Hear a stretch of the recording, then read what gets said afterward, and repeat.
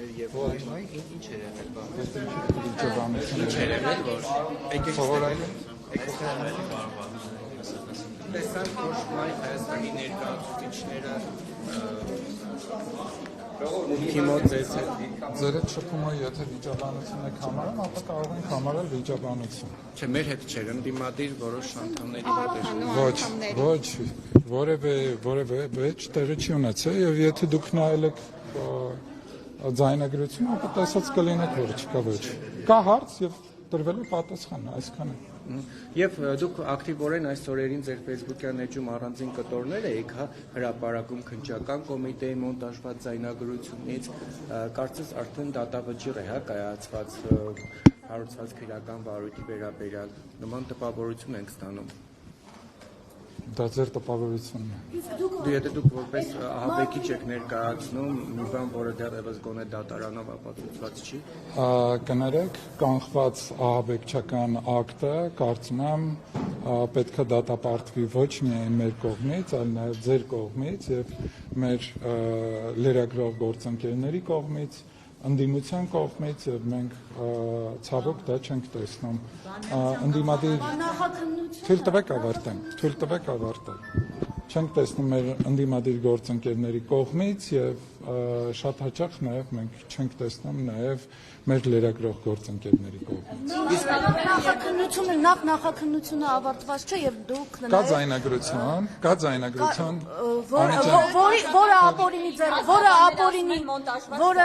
որը հարց է ինչպես է ձեռք բերվել եւ արդյոք իրական է թե ոչ նույնիսկ։ Փաստաբանը, եթե չեմ սխալվում, հաստատել է, որ ձայնագրությունը թույլ տվեք ավարտել։ Փաստաբանը վերահաստատել է, որ տվյալ մարդու ձայնն է եւ չկա որևէ այլ միջամտություն, հետեւաբար այն ինչ գոյություն ունի, անկախ նրանից տարբեր հատվածներ են թե ոչ, նույն օրն են այդ ձայնագրությունները արված կամ ձայնագրվել են նույն օրը կամ տարբեր օրեր, դրանից իրավիճակը չի փոխվում եւ դրանից գործողությունների պլանը չի փոխվում, հետեւաբար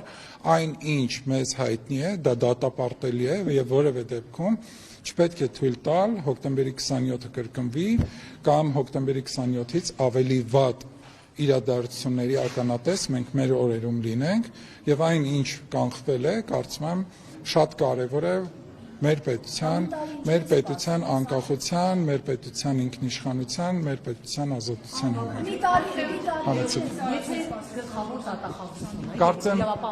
Կարծեմ ձեր լրատվականներ գրել, որ մենք ես ավականու անդամների հետ դրսում վիճաբանություն եմ ունեցել, որը իրականությանը չի համապատասխանում, տեսանյութ կա, որտեղ ես պարզապես խոսում եմ ավականու անդամների հետ եւ առողջ քննարկում կա եւ խնդրում եմ, որ այդ առողջ քննարկումը հենց այդպես ներկայացնենք։ Եթե Հայաստանի Հանրապետության իրավապահ համակարգը քննչական կոմիտեի նախագահ երեք ասաց, որ այո, ձայնագրությունը ամբողջական ներկայացված չի եւ ամբողջական չէին կարող ներկայացնել, որտեղ անձնական տվյալներ կան եւ այլն, այո, կիսատ ներկայացնում է, որ հատվածը որ կարեւոր է քննության համար դա է ներկայացվել։ Հիմա հարցս այսպեսին է. եթե ձեր խոսակցությունները, օրվա ընթացքում ձեր խոսակցությունները իրավապահ մարմինները լսեն եւ հանրությանը կոնտեքստից կտրված իրենց ինչ անհրաժեշտ է դա ներկայացնեն։ Օրինակ դուք ո՞ր քրեակատարողական հիմնարկում կայացնեք։ Ես որևէ քրեակատարողական հիմնարկում չեմ կարող հայտնվել եւ չեմ կարծում, որ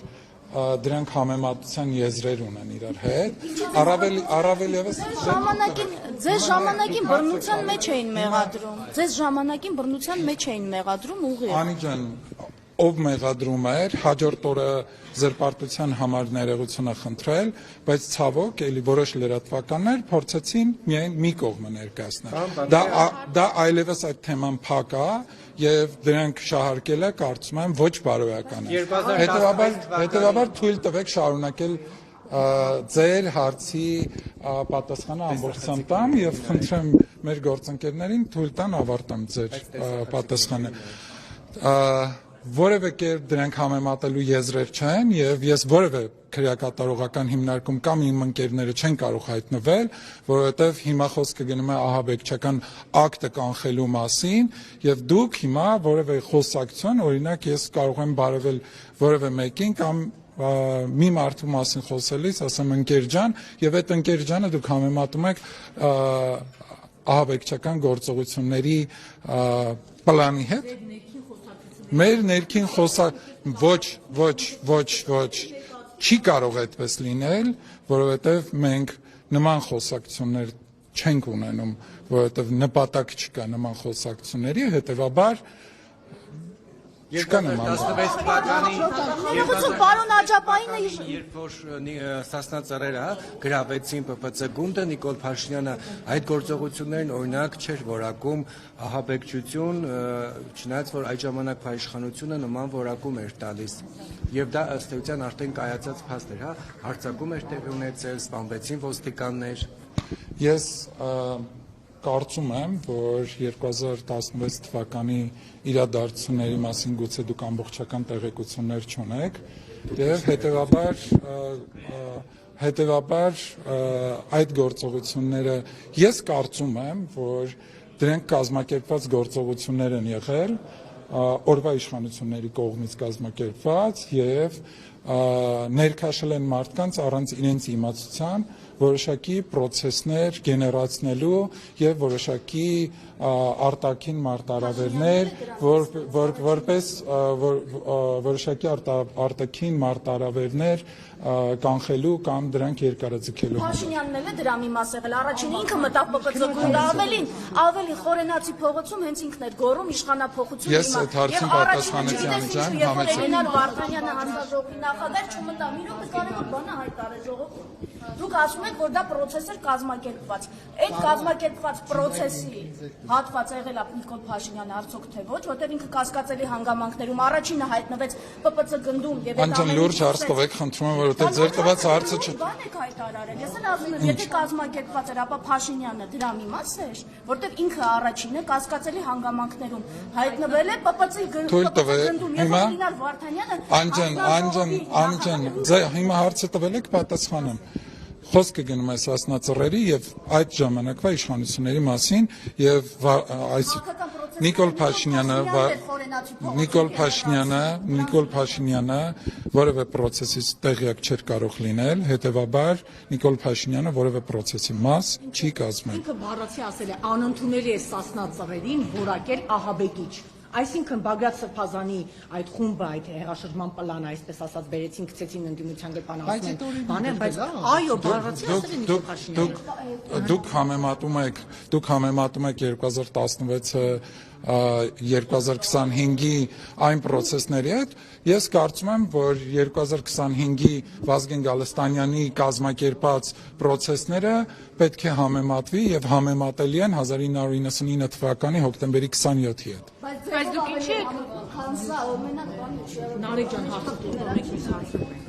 Պարոն Բակոյան, Նիկոլ Փաշինյանը նախ Facebook-ում հրադադար էր հայտարարել այդ, որ այլևս հայրախոսությամբ չի զբաղվելու, հետո էլ ասում է եկեք կոնսենսուսի գանք, մեկս մյուսին չհայրենք, ինչու հանկարծ Նիկոլ Փաշինյանը այսպես որոշեց իր դիրքավորումը բանանել, հա, ինչպես Ռուզանն է ասում, ինչու որոշեց կիրթ դառնալ։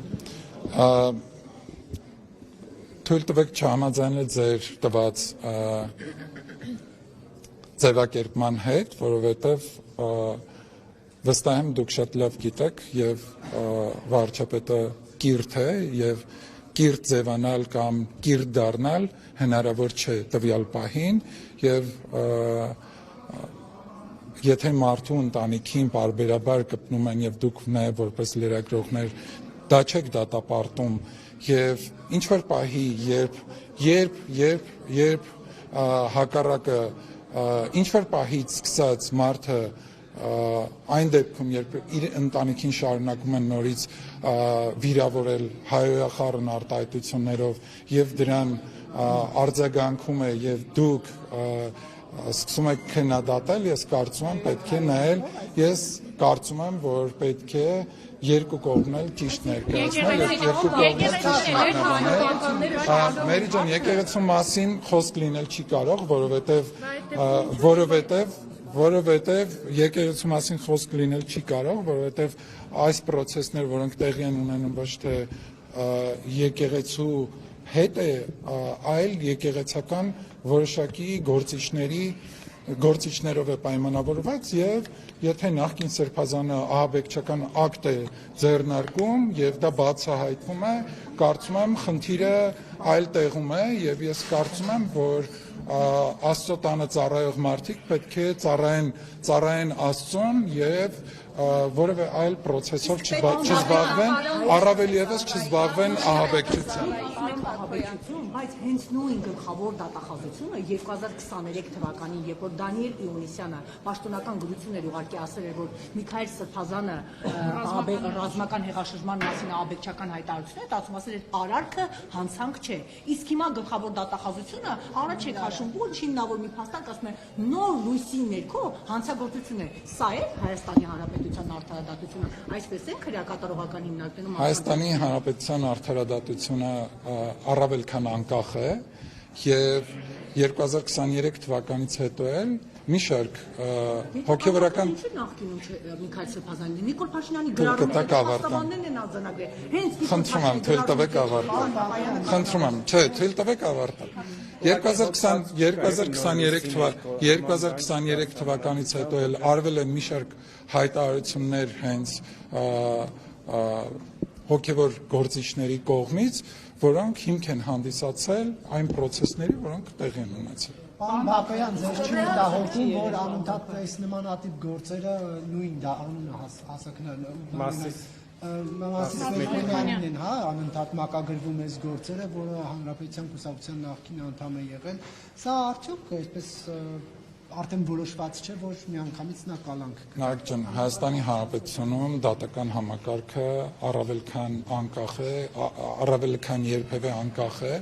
եւ որևէ մեկը չի կարող միջամտել եւ ազդեցություն ունենալ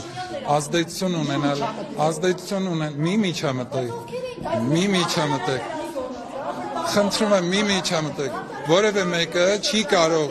մեկը չի կարող ազդեցություն ունենալ դատարանների վրա եւ դուք առնվազն ականատես եք եղել մի շարք դատավարական process-ների, որոնք գուցե նաեւ մեր սրտով տեղի չեն ունեցել։ Անընդհատ նույն դատավորին է, հա, բանանի մակագրվում, դա դուք արդյոք հարցեր չի առաջացնում ձեզ, ինչպես է լինում, որ քաղաքական Գիտեք, մի շարք հարցեր կարող են տարբեր իրավիճակներում առաջանալ, բայց հարցը չպետք է ինձ հասցեագրեք, հարցը պետք է հասցեագրեք համակարգին։ Չէ, նորից եմ ասում, ես ժպիտով կվերաբերվեմ Անջան քո ասացին, բայց այն ինչ դուք ասում եք, որ մեզ չի ուզում, մեզ մի շարք հարցեր պարբերաբար հուզում են եւ ոչ միայն մի շարք, բազմաթիվ հարցեր են պարբերաբար մեզ հուզում եւ կարող է դատական համակարգի հետ կապված մի շարք հարցեր մեզ էլի հուզեն։ Չի հուզում, որ Մայրաթորը ԱԱԾ-ով ռուսիկանական մեծ խմբով գնացին եւ շատերը դա գրող որակեցին։ Շատերը ովքեր են գրող։ Գիտեք,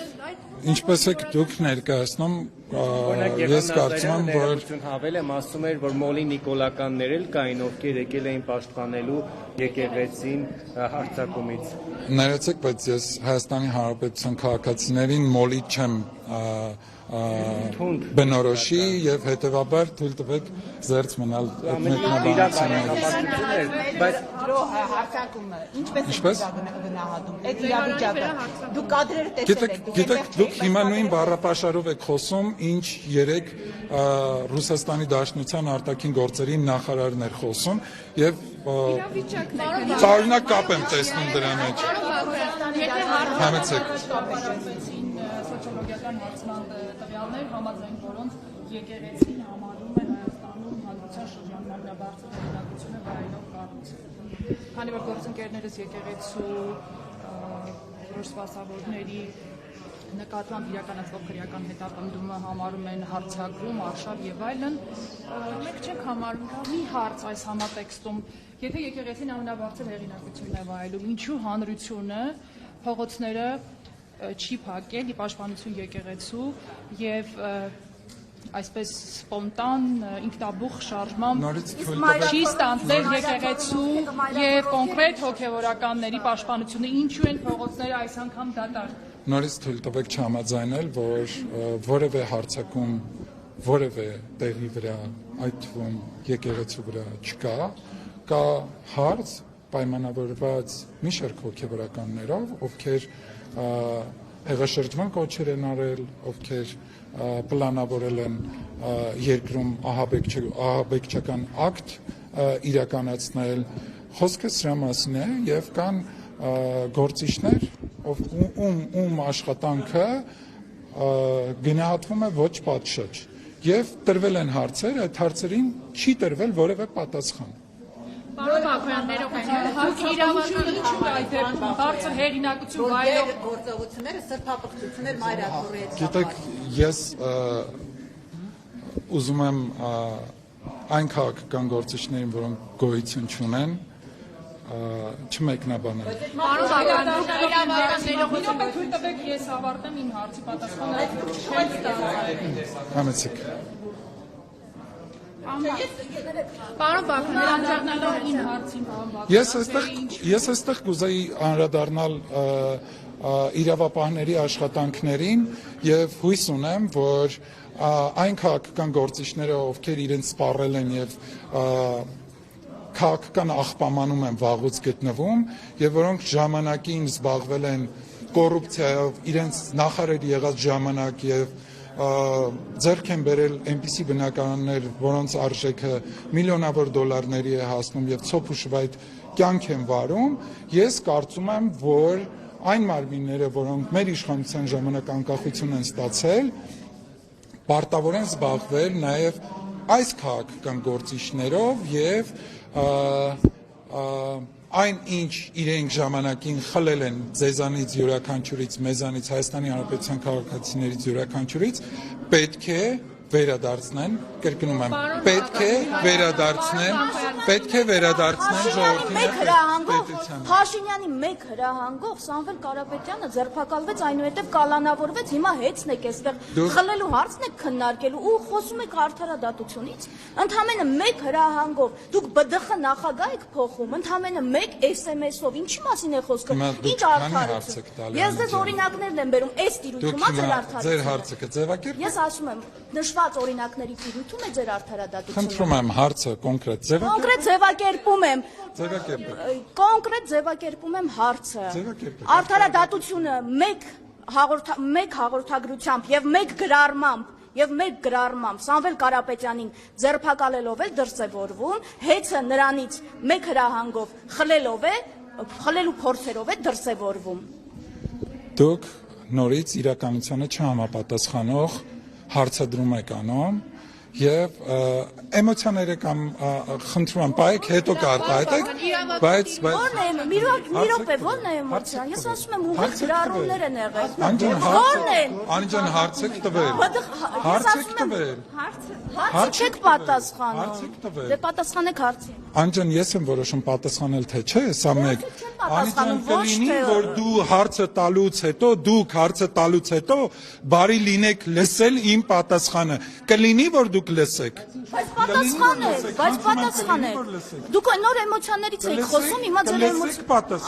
Դե խնդրում եմ լսեք, հարցեք տվել, բարի եղեք լսեք։ Սամվել Կարապետյանի մասով ես չեմ կարծում եւ չեմ համարում, որ մեկ գրառմումով դա տեղի ունեցել։ Ես կարծում եմ դրա մասին պարզաբանումներ տրվել են եւ այնինչ հեծը իր գործունեության ընթացքում հատկապես վերջի շրջանում իրականացնում էր, դրանք վիճահարույց են եւ խնդիրներ կար եւ նաեւ հանձնարարված էր, որպիսի հեծը այլևս մի ամսվա ընթացքում այն խնդիրները, որոնք գոյություն ունեն եւ այն անջատումները, որոնք տեղի են ունենում, մի ամսվա մեջ ժամանակ էր տրված, որ դրանք կարգավորվեն, բայց դրանք չեն կարգավորվել։ Երբ որ այդ մի ամիսը ավարտվել է, այդ հենց ավարտվելու ժամանակահատվածում նաեւ հեծի սեփականատերը քաղաքական հայտարարություններ է անում, ըստ էության այն խնդիրները, որոնք չեն լուծվել հեծում եւ տրված մի ամիսը երբ լրացել է եւ հետեւաբար հարցեր էին առաջանալու հեծի հետ կապված եւ քաղաքական հայտարարությունները արվում, որպիսի պայմանավորեն քաղաքական դրդապատճառներով հեծի ազգայնացման ծրագիրը։ Սա այն պատասխանը, որ Պարոն Բաքոյան, տեսեք, դուք ասացիք, որ մեկ ամիս ժամանակ է տրվել, որ ըստ էության այն արկա խնդիրները, որոնք կային հեծում, լուծվեն, չեն լուծվել։ Կառավարության 5-ամյա ծրագիրը մեծ մասամբ չի իրականացվել։ Ինչ պետք է հետևի այս գործընթացին։ Կառավարության 5-ամյա ծրագիրը ընթացքի մեջ է եւ 2026 թվականին Կառավարության 5-ամյա ծրագրում Արցախը ներառվել։ Ես խնդրում եմ 2026 թվականին նոր ավարտվում է եւ ասել, որ 2025 թվականին դեռ ավարտված չէ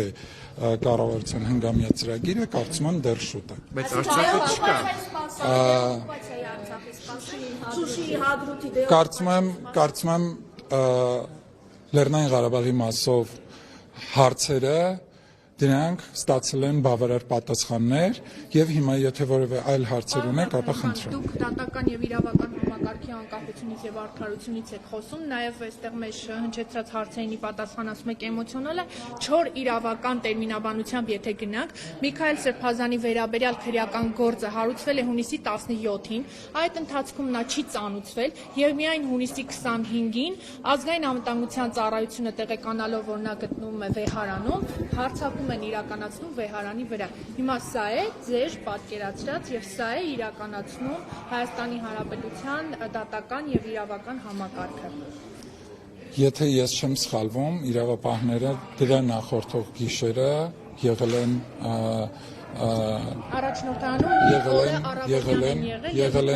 ոչ առաջնորդարանում, այլ եթե ես չեմ սխալվում, եղել են Գյումրի քաղաքում եւ արդեն առավոտյան նաեւ տեղեկանալով, որ Միքայել Սրբազանը գտնվում է այդ վայրում, այցելել են Չէ, դուք դեպքերը խառնում եք, բայց ես ասում եմ, Միքայել Սրբազանը չի ծանուցվել, քրեական գործը հարուցվել է հունիսի 17-ին, նրանք միայն որոշում են հունիսի 25-ին ձերբակալել։ Ձեր հարցին հստակ հետեւյալ կերպ պատասխանեմ, որ դատական համակարգը որևէ մեկի կողմից չունի ազդեցություն եւ ձեր այս հարցը հստակ ուղղված է դատական համակարգին եւ այն մարմիններին, ովքեր այդ գործողությունները իրականացրել են։ Պարոն Բաքոյանին հարցին ձեր գործընկեր Գեղամ Մանուկյանը Միքայել Սրբազանին ձերբակալելու օրը Մայրաթորի ժողովանցների ներքո ասում էր, որ ժողովուրդ դուրս եկեք փողոցան նոր սարդարապատը։ Ինչն է պատճառը, պարոն Բաքոյան, որ 60 եւ ավելի տոկոս հեղինակություն վայելող կառույցի պաշտպանությունը չի ստանձնում նույն այդ կառույցի հեղինակություն այդքան բարձր գնահատած հանրությունը։ Ինչու ժողովուրդը դուրս չի գալիս ի պաշտպանություն եկեղեցուն։ Դուք այդ հարցի պատասխանը։ Ես թույլ տվեք այնինչ մտածում եմ դրա մասին չխոսեմ, բայց հանրությունը ինքն է որոշում դուրս գալ թե ոչ։ Պարոն Բաքոյան, ինչ է կարծում հանրային վերջացրեցիք։ Արդյոք սրանից հետևում է, որ եկեղեցին որպես ինստիտուտ է հեղինակություն վայելում, բայց ոչ դրա սպասավորները, եկեղեցին միանշանակ հանրության կողմից որպես ինստիտուտ հարգանք այո վայելում է, բայց ես կարծում եմ մի շարք եկեղեցական գործիչներ, ովքեր դուրս են եկել իրենց հոգևոր ծառայության տիրույթից եւ քաղաքական գործունեություն են ծավալում եւ իրենց մասին մի շարք աղմկահարույց բացահայտումներ կան, կարծում եմ սրանով նաեւ պայմանավորված է հանրության որոշակի վերապահում հենց այս անձանց նկատմամբ։ Եզրակացնենք, որ եկեղեցականները հեղինակություն չեն վայելում, հետեւաբար դրանց պաշտպանության համար ժողովուրդը։ Գիտեք, եկեղեցականներ կան, ես տեսել եմ ինչպես են իրենք հոգևոր ծառայություն մատուցում եւ ինչպիսի կյանքով են ապրում եւ ես որպես աստվածավախ մարդ համբուրում եմ այդ եկեղեցականների աճը, բայց այն եկեղեցականները, ովքեր իրենց ծառայություն տիրույթից դուրս են, ես կարծում եմ պետք է զբաղվեն այն ամենով, ինչով որ սկսել են զբաղվել քաղաքականությամբ, բարի գալիս քաղաքականություն եւ թող եկեղեցուն էլ հանգիստ թողնեն։ Ես կարծում եմ բավարար պատասխանեցի, բայց ես այս ընթացքում նաև միտք գեներացա, որի մասին կուզեմ խոսել եւ կարծում եմ արդեն ավարտում ենք։ Նարեկ պատասխանեմ ձեր հարցին, բայց ինձ հետաքրքիր է, որ նաև մեր լրագրող գործընկերների կողմից հարցադրում է նաև հենց վերջի իրադարձությունների մասին այլ կերպ կամ այլ տեսանկյունից չբարձրաձայնվեց։ Այ օրինակ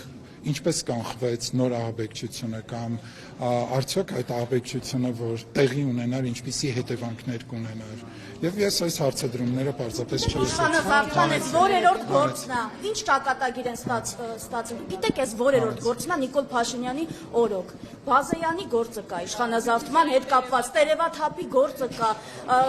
Աշոտ Երկաթենց գործը կա, ու բոլորը ու հանկարծ բոլորը մեծամասամբ ազատության մեջ են, բացի Սերոբ Գասպարյանի գործի։ Հասկանում եք, եթե այդքան ռեալ է տենց վտանգը, այդքան ռեալ է, բայց այդ ծանր հանցագործները ինչ են անում փողոցում։ Եթե դες ծանր հոդվածներ են, այդքան ռեալ է, այդքան շոշափելի է, ինչ են անում։ Նարգիզեն կկացես։ Ասում եմ, ինչ են անում։ Գիտեք, այս որերորդ նմանատիպ գործն է։ Ուզում եմ ասեմ, դուք եք այս հոդվածները դարձրել եք սենց ձեռքի հետ խաղալիք։ Այն կառույցներին, ովքեր զբաղվում են դրանով, ձեզ կպատասխանեն։ Ծանր հանցագործները ինչ գործ ունեն փողոցում։ Պարոն Բակոյան, դուք ինչ եք կարծում, Նիկոլ Փաշինյանի առաջարկած այս սցենարը աշխատելու է, թե չէ հանրային կոնսենսուսի գալ, ոչ հայոյանքներ չտան միմյանց, կարծում եք դա կաշխատի։ Գիտեք, շատ կարևոր է, որ հանրային տիրույթում քաղաքական գործիչների խոսքը շատ ավելի անաղարտ լինի, բայց ցավոք մենք նաև նկատում ենք, որ ընդդիմադիր մեր գործընկերները հենց իրենց կարևոր մեխերից մեկը գործունեության համարում են նաև նման գործելավոճը, հետևաբար ես իմ անձնական կարծիքն է, որ ընդդիմությունը իր որդեգրած քաղաքականությունից, գործելավոճից պայմանավորված նաև հենց իրենց բառապաշարով պարզապես չեն փոխել։ Եվ երբ Նիկոլ Փաշինյանն ասում է, որ ով հայոյի համարժեք պատասխան կստանա, սա արդյոք չի նշանակում, որ պետությունը չի կարողանում իր քաղաքացիներին օրենքներով պաշտպանել, որ հայոյանքի դեմ, այսպես հայոյանքի։ Մենք հայոյանքը քրեականացնող օրինագիծ բերեցինք եւ հենց մեր սիրելի գործընկերներ լրագրող գործընկերները, քաղաքացիական ներկայացուցիչները, նաև բազմաթիվ քաղաքական գործիչներ, ընդդիմությունը քննադատում էր այս օրենքը, որը ամբողջովին կարողանում էր կարգավորել այս դաշտը, բայց ցավոք հենց ձեր ճնշման եւ մեր քաղաքացիական եւ մնացած գործընկերների ճնշման ազդեցության տակ մենք որոշեցինք, որ այդ փոփոխությունը պետք է իրականացնենք։ Երբ վարչապետն ասում է հենց ինձ հայոյեցիք, ես էլ ձեզ կհայոյեմ։ Գիտեք, երբ մարդու ընտանիք են մտնում եւ դրա մասին տարիներ շարունակ լռում են, ես կարծում եմ այստեղ նաեւ ես կարծում եմ, լավ չասեմ ում աջակցության անհրաժեշտությունը կար, բայց ես կարծում եմ, որ անընդունելի է մտնել մարդկանց ընտանիք, եթե խոսքը վերաբերվում է աշխատանքին, ապա այս մասով բազմաթիվ քննադատություններ կարող են լինել, բայց մարդու ընտանիք մտնելը դա բարոյականության սահմաններ հատելն է, եւ եթե կա մարդն էլ ընդունակ է համբերության եւ համբերության իր սահմանագիծը ունի եւ այդ սահմանագծից հետո ինքն է որոշում ինչպես պատասխանել այն հայոյանքներին կամ հայոյախառն քննադատություններին, որոնք ուղղված են իր ընտանիքին եւ հետեւաբար ինչ որոշում էլ որ ինքը կայացնի, ես կարծում եմ այդ որոշումը իր եւ իր ընտանիքի համար դուք որ այսպես նեղվեցիք, հա, որ ասում եք չեք հարցնում ինչպես է բացահայտվում։ Ես չեմ նեղվում, ես պարզապես դրա մասին ես գուցե նաև նեղվում եմ եւ ցավ եմ ապրում։ Լավ, արեք չկենտրոնանանք այդ բառի վրա։ Բայց կարող ենք կենտրոնանալ։ Ինչ ունեք ասելու, որ այսպես մտահոգել էր ձեզ, որ այդպիսի հարց չհնչեց, թե ինչպես է բացահայտվել այդ ենթադրյալ Դիտեք մոտեցման հարցը։ Ինձ հետաքրքրում էր նաև մեր մեդիա դաշտի։ Ես հարցում եմ ինչ ունեք ասելու դուք։ Ես իմ ասելիքը ամբողջությամբ ասեցի։ Բայց եթե ասելիք չունեիք, ինչու եք ուզում որ նման հարց հնչի։ Ես չասեցի, ես ասելիք չունեի։ Ես իմ ասելիքը ամբողջությամբ ասեցի։ ձեր տված բազմաթիվ հարցերի միջոցով։ Այդքան մի բան, որ Ինչպես գիտեք եք թե վստահում մի քննչական կոմիտեի աշխատանքի, թե Շատ լավ ենք վստահում։ Չէ, Շատ լավ ենք։ որի շենքից Շատ լավ ենք վստահում։ որի շենքից $590,000 Շատ լավ ենք պարզապես վստահում։ ստանում են։ Շատ լավ։ Ինչպես եք գնա։ Հարց տվեցիք, պատասխանեցիք։ Շատ լավ ենք։ Շատ լավ աշխատել են։ Ոչ, շատ լավ ենք վստահում, հարցրեցիք, ինչպես եք վստահում։ Ասեցի շատ լավ ենք վստահում։ Կապ չունի 500